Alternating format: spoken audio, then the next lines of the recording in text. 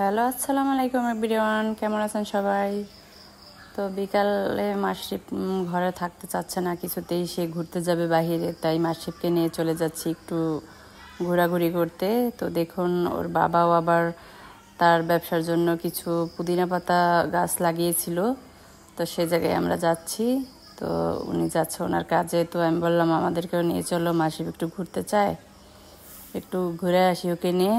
তো চললাম, সামনে আবার একটা বিয়ে বাড়ি, ওখানে অবশ্য আমাদের দাওয়াতও আছে। তো মাসি আবার দেখছে, লাইটিং করছে অনেক সুন্দর করে, তো সেগুলি দেখতেছিল দাঁড়িয়ে।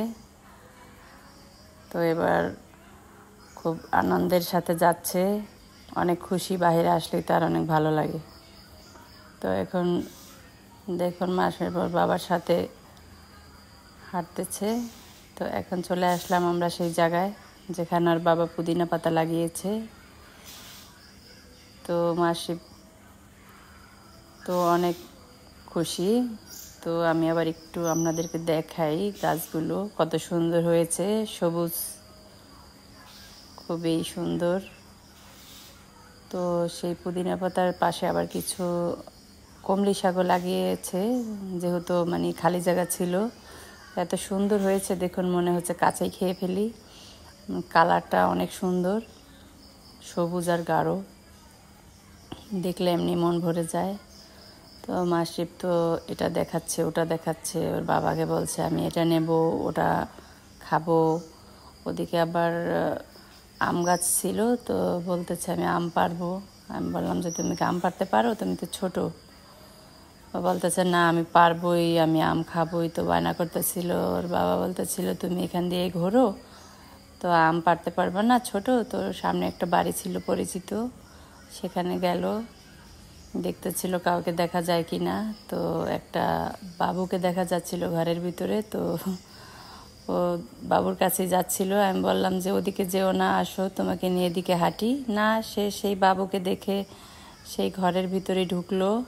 তো আমি বললাম আর যেও না, বাবু তো তোমাকে দেখে ভয় পাইতেছে। বাবা ওর ভিতরে চলে গেল।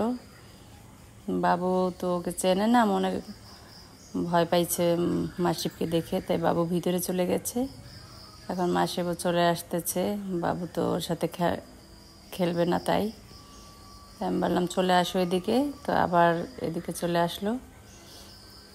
তো এখন আমার সাথে ঘুরবে, সে একাই এদিক ওদিক দৌড়াদৌড়ি করতেছে, মানে সবসময় তো ঘরে আটকার ভিতরে থাকে, তো বাইরে গেলে মেলা খোলায় তার অনেক ভালো লাগে, তাই সে ঘুরতেছে। তো খেলার মতো কাউকে সাথী হিসাবে আজকে আর পেল না। তো এখন কি করবে, একাই সে দৌড়াদৌড়ি করতেছে, একাই খেলা করতেছে।